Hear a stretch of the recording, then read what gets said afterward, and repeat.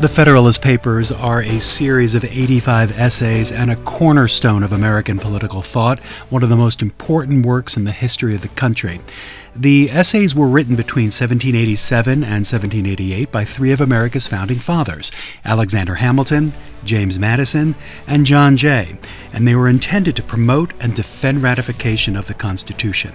In May of 1788, the original essays were combined into a single book titled The Federalist. Joining us now to discuss the authors of the Federalist Papers is Professor Colleen Sheehan of Arizona State University. Let's start off, Professor, by talking about the lives of Hamilton, Madison, and Jay before the Federalist Papers. Who were these men? Where were they from? What were their backgrounds like? And what were their roles in those very early years? Let's start with Hamilton. Sure. Hamilton's always good to start with, isn't he? These days, he's the most popular of the founders. So Hamilton actually wasn't born in the United States. He was born on a very small island, a volcanic island in the Caribbean called Nevis. It's down by St. Kitts. And his home is actually still there. I went and visited there, Paul, a number of years ago before the play. And the guard just happened to be, getting lunch or something, and no one was there, and you just walked in and walked around. No one else was there. It wasn't very popular. But anyway, he was born in Nevis, and then he moved to St. Croix, grew up there. And when he was a teenager, he had a dream of coming to the United States. And he was a precocious and talented young man, and a clerk at the store, and some of the folks on the island helped him out, and he came north. He settled in at King's College, now Columbia, and he actually thought about going to another school, but that he wanted to finish up in a year or two, and they thought that was a bit too swift, so he went to King's College.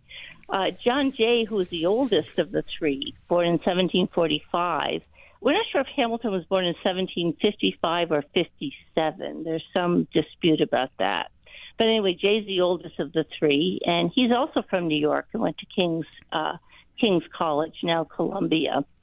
And Jay had an illustrious service record in foreign policy, primarily, but also in law. He was a Chief Justice of the United States Supreme Court.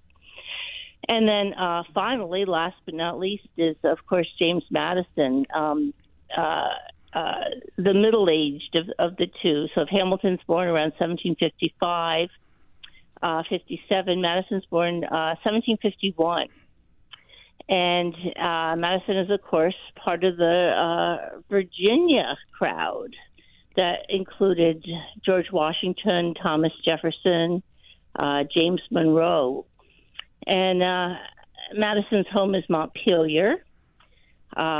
He inherited the estate from his father, from his family.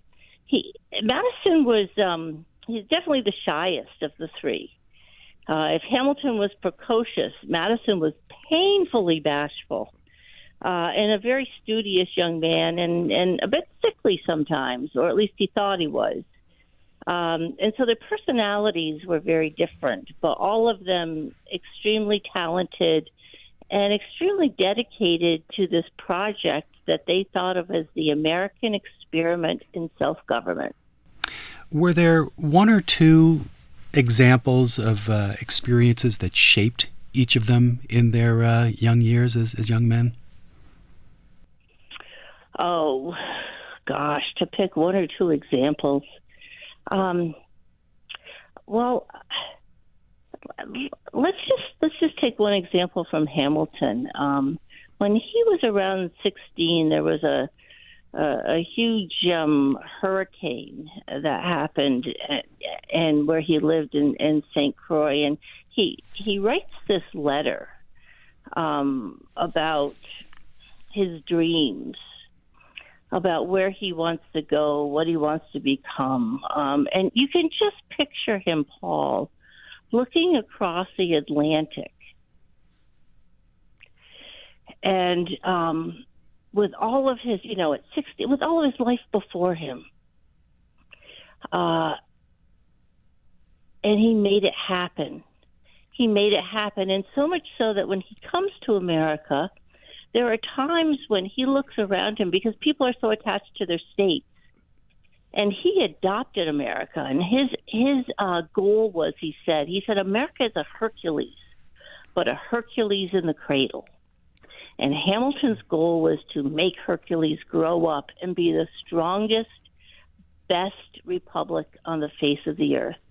This man was ambitious. This man was, I think, in some ways, he was probably the smartest of the founders, at least in terms of pure IQ. I don't think he was necessarily the best read or the most thoughtful. Not to say that he wasn't well read or thoughtful, but I think he was the quickest. And so when you think of his ambition, I think one of the things that's important for Hamilton is to think of him is always to tie his ambition to his adopted country. There was one point he looked around and people are all attached to their states, and he says something to the effect, "What, am I the only real American here?"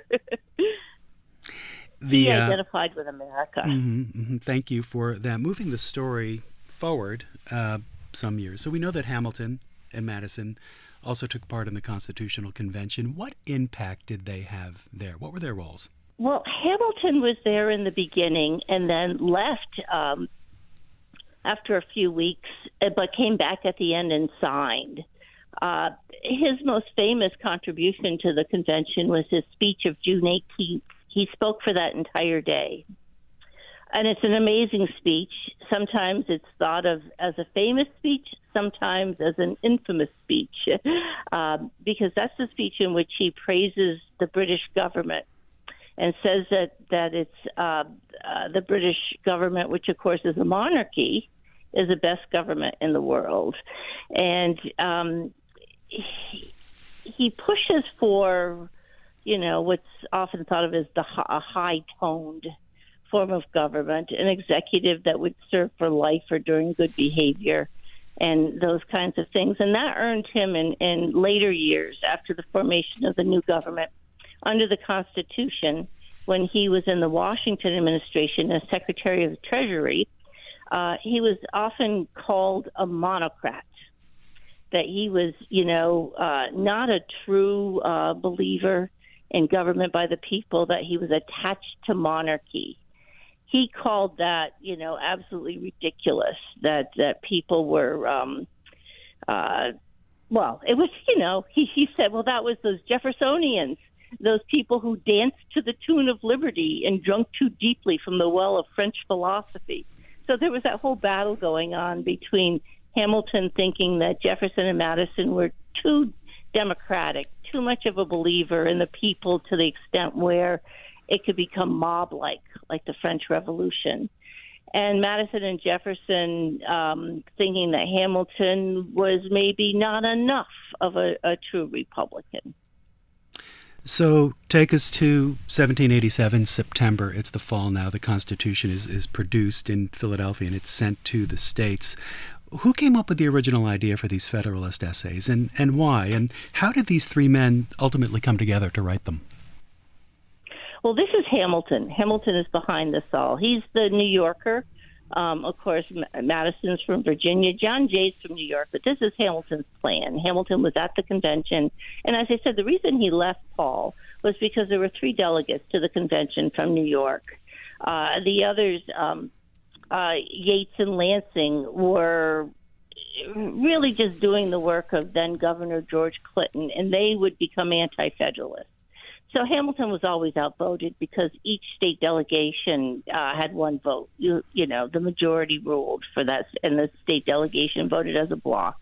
And so Hamilton lost all the votes. So he was pretty ineffective, except for the June 18th speech, which actually pushed people to see that he could be, that they had to be careful, and that the Virginia plan, Madison's plan, looked much more moderate when in light of Hamilton's plan. So it might have been a political move there, actually. So when the convention adjourns, sine die on what's now called Constitution Day, of course, September 17th, one of the states that was absolutely critical, but there was no guarantee that it would pass. This new Constitution was New York. So Hamilton goes to work, and he solicits, John Jay and some others to help him out. But some of them turn him down, and he ultimately asks, Jay says yes, and then he ultimately asks his Virginia colleague, Madison, and Madison agrees to do it. So this is all Hamilton's plan to try to get New York on board, because without New York, quite frankly, it's probably not going to work.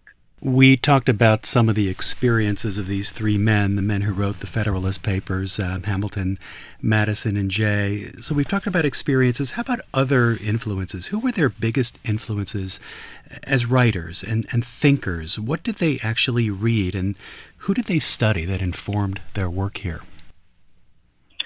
Well, these men were very well read, all of them. And in fact, I just recently did a project for the National Constitution Center on this very question. So let me just name, a few. I mean, Hamilton was particularly influenced by Alexander Pope, Jacques Necker, the Frenchman who was a minister of finance. But they all read the classics, the Greeks, the Romans. They had a genuine classical liberal education. They're studying languages and translating, oftentimes at the age of 11 and 12, Paul. This is just typical. And Madison is very well read. He reads in a number of languages. He ultimately goes to the College of New Jersey, now Princeton. And he's read, if you look at his writings, his notes on government that he wrote in 1791, for example, where he's trying to figure out the theory of republicanism to add on to the Federalist Papers, he's quoting Thucydides, Xenophon, Plato, Aristotle, Gibbon, Montesquieu, Robertson. The list just goes on and on. There's not much these guys didn't miss. As you read through some of these Federalist essays, Professor Sheehan, you look at the very first one, Federalist number 1, the very first part of it. It jumps right out at you. The very existence of the Union is at stake, Hamilton writes. Tell us more about the pressure that the country was under, the pressure that Hamilton, Madison, and Jay saw for the country. Yeah. This is a time when you see repeated in all the broadsides and pamphlets and newspapers that the eyes of the world are upon us. Liberty hangs in the balance. This is the great experiment in self-government, which, by the way, Paul, and I want to really emphasize this because we take this for granted today. It had really never worked before. Government by the people had been a failure. And Hamilton writes about that in Federalist number 9 when he says, look at the petty republics of ancient Greece and Rome. While there might be momentary rays of glory that break through the gloom, it's really just a history of failure after failure. And so in Federalist number 1, what he's really telling us is not only how critical this is, but what it would mean if we could actually do this. This would be the first time that a government was founded, a government that could be successful, that was founded on the basis of reflection and choice rather than accident and force. I mean, look at that line in Federalist number 1 where he says something like, it seems to have been reserved to the people of this country by their conduct and example to decide the important question, whether societies of men are really capable or not of establishing good government from reflection and choice, or whether they are forever destined to depend for their political constitutions on accident and force. That is amazing. Just that sentence alone is really, in one sense, if America were a story, that would be the opening line of that story. In terms of the writing, the actual writing, Professor, how did they divide their work in terms of who would write which essays? Who wrote the most essays and why? Well, Hamilton wrote the most, but that's partly because Jay was supposed to write more than he actually ended up writing. They have a plan in the beginning, but they're under pressure. They're oftentimes writing these essays. At first, they're sharing them a little bit, but they're under pressure, and it's just like students. Just imagine being a graduate student. Oftentimes, you end up the night before staying up late at night to make it by the deadline, right? And that happens to them as well. And so some of it gets, more and more rushed. But what happens is Jay gets sick. Hamilton writes number 1. Jay writes Federalist Papers 2, 3, 4, and 5. But that's it for Jay until he only writes one more later on, Federalist 64. And so Hamilton picks up more of the slack. And because, I'm assuming Jay is going to write more about things like foreign policy, but then Hamilton has to pick that up and do, a good part of that. And finance. And most of the particularly theoretical essays are left to Madison, the theory of republicanism that starts with Federalist 37. Though, of course, before that is the most famous Federalist paper that Madison writes, which is Federalist 10. Did they actually coordinate on specific language or look at or edit, if I can use that word, each other's work in any way? How did that part of the process work? Well, we don't know exactly. We don't have that kind of, any correspondence. What we do know, I found this out a few years ago when I was just became more curious about Jay because he's so neglected when people talk about the Federalist Papers. And just a few days before the publication of the first Federalist paper, which was October 27th, 1787, so, just a little over a month after the Constitutional Convention adjourned. So there's not a lot of time for this planning, really. But 5 days before that, on October 22nd, Jay has a dinner party at his home in Westchester County, New York. And his wife was the socialite of all socialites. So he their home is not too far from Bedford, New York, which is not far, which is the location of Martha Stewart's farm. And it's ironic that Jay's wife, Sarah Jay, is a sort of Martha Stewart of her time. and they threw dinner parties all the time. But this one dinner party was all men. And among the guests were Madison and Hamilton. You have to surmise that Jay, Madison, and Hamilton took some time by themselves over in a corner and talked about what was going to begin happening in just a few days. But I don't think they had a lot of occasions to do that kind of plotting and planning. And I think a lot of it was on the fly. Makes me want to ask, do you see these men as having been friends with each other the way we would think of friends today? That's a great question, Paul. They were definitely colleagues. And they were good colleagues. They agreed on, they were federal men, is what they called themselves. They wanted to strengthen the federal union. And they had that goal, that really critical, important goal in common. But they weren't buddies. Now, because buddies were people like, I would say Hamilton and Gouverneur Morris were kind of buddies. They had an incredible, they would dare each other. That famous dare that Hamilton makes to Gouverneur Morris that involves George Washington. These two guys sometimes they acted like frat brothers. And then other good friends were Madison and Jefferson, very, very good friends. Jefferson's a little older, and when he knows that he's close to the end of his life, he writes a letter to Madison and he says, "Take care of me when dead." He means please take care of my reputation. You understand me. You know what I've been about and what I've dedicated my life to. I count on you to do that. That kind of close friendship in which they're kind of mirrors to each other's soul, as Aristotle talks about it. That wasn't the kind of relationship that Hamilton and Madison and Jay had with each other. But they were good colleagues, and they had a common cause. In writing the Federalist Papers, Hamilton, Madison, and Jay decided to use a pseudonym, Publius. Mm-hmm. Where did that come from, and why?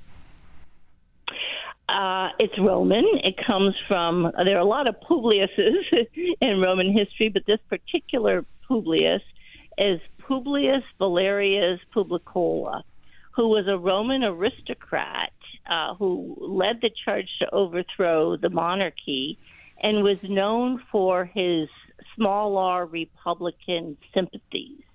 He was a great leader of the Roman Republican cause. And so they deliberately chose that, or Hamilton chose it, to both hearken back to the classics and the Republican tradition. Think of the great historians like Gordon Wood and J.G.A. Pocock and all of the work that's been done on this small r Republican tradition. And it's important to point out to contemporary listeners that they're not talking about Republicans and Democrats here. They're talking about republicanism as the kind of government that's government by the people, popular government. And so that's what Hamilton chooses. But what it also means is I can't say no one knows who they are, because there's one person who was told. But it's all a secret who Publius is. They all sign every essay Publius. People don't know how many there are, if it's one or more, or who they are. There's guessing, but let me ask you, if I could, who do you think was the one person that they told? Oh gosh, this is why I'm talking to you. This is why I'm talking to the professor. What's the answer? Well, this is interesting because sometimes we think that these things about great men are all myths, just things made up for posterity. But it's actually really true that George Washington stood apart from all the others. The Parson Weems story, the cherry tree might not be true.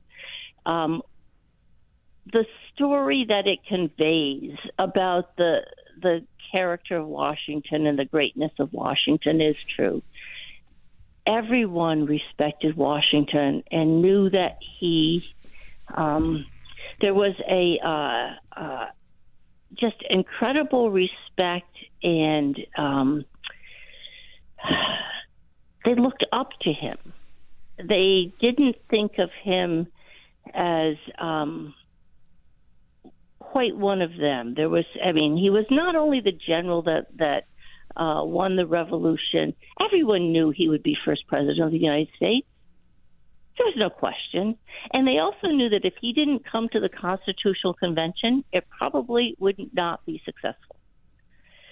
Things depended on Washington. There was a letter Jefferson writes to Washington when he wants to step down after his first term. And Jefferson writes to him and begs him, pleads with him, don't stay on another term. He says, we, meaning our country, we're not ready yet to walk alone. And so Washington was bigger than life, but that's not a myth. When you look at the product, these 85 essays, these Federalist essays, what would you say is the true impact of those essays? We know that they were written to influence the colonies, to ratify the Constitution. What was the true impact of their work from an historical perspective? Another great question, Paul, and particularly because it's such a difficult question. That's one of the points of controversy among scholars today. Certainly they had an impact in New York State. How much did impact, and New York does end up ratifying, of course, the Constitution, and that's important. They were republished. There's two major newspapers in New York that they're published in. They were republished elsewhere in other newspapers in New York and to some extent in other states. At the time, how much impact did they have in terms of gaining support for the Constitution? Anything I say is a guess. But people were, there's all these other Federalists who are writing in all the other states that are having an impact in their states. I would say that, though, that there's certainly a long-term impact of the Federalist Papers. Jefferson called the Federalist Papers the best commentary on the principles of government that was ever written. And even though they're dashed off, many of them in haste, and they're not a work of political philosophy, there's not a comprehensive, systematic outline to this project. Hamilton attempts to do that, but, they are works of politics. They're op-eds. But for op-eds, they're pretty darn impressive in terms of the ideas that they deal with and the level of thoughtfulness about popular government, Republican government. There are flashes of brilliance in these essays. It's not surprising that Supreme Court justices often cite the Federalist Papers from then until now. They're still being cited. The Federalist Papers are a commentary on our Constitution and help us to understand not only the provisions of the Constitution, Paul, but the purpose of the Constitution. We sometimes forget that forest for the trees. The constitutional law it's not just a set of rules. The Constitution as a whole has a purpose. It's stated generally in a preamble. So we have to figure out, so how do we secure the blessings of liberty and secure this idea of justice for all? That's the dream, but it's an unfulfilled dream in many ways, and in many very important ways at the founding, particularly, of course, because of the institution of slavery, which there were some people at the convention who said, if you try to get rid of slavery, because some delegates definitely railed against slavery at the convention, including Gouverneur Morris, Rufus King, and others. But the Pinckneys from South Carolina, for example, said South Carolina won't join. We won't be part of this union under the new Constitution if you do that. And so how many slaves is the implication are you really going to free if you outlaw slavery? All the states with it are probably not going to join. As we wrap up, Professor, what would you say is the legacy of these three men, Hamilton, Madison, and Jay? Tell us. That's not only a great question, that's one of the toughest questions for our time today, isn't it, Paul? Because what we see is the war that we see, the battle in America today between two ideological sides. This is involving things like tearing down statues of the founders, including, by the way, of certainly, what's going on at Montpelier, the attacks on Madison at his home. Hamilton hasn't gotten it as badly. Certainly Jefferson is the brunt of a lot of this, and there's a better reason for that. But of course, these men were not perfect. On the other hand, we probably ought not to throw stones at glass houses. That's one thing. But it's also, I think, the most important legacy is that they looked at this land that Robert Frost called artless, unstoried, unenhanced, and they had a vision for what it could become. And they sacrificed a great, great part of their lives to try to set the stage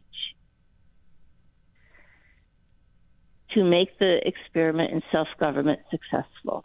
This meant everything to them. As Lincoln would say later on in the Lyceum address, if they failed, we won't remember them. If they succeeded, we'll probably name rivers and states, and I can add universities after them. Lincoln says they succeeded. My question to our listeners is, did they? Because part of their success depends on us understanding what they did and paying it forward. With that, we say thank you to Professor Colleen Sheehan of Arizona State University. Much appreciated. Thank you for this great conversation. Thanks, Paul. It was great to talk with you. Thanks for listening to the Books That Shaped America podcast. For more information about the series, you can visit our website, cspan.org/Books That Shaped America. And remember to follow this podcast so you never miss an episode.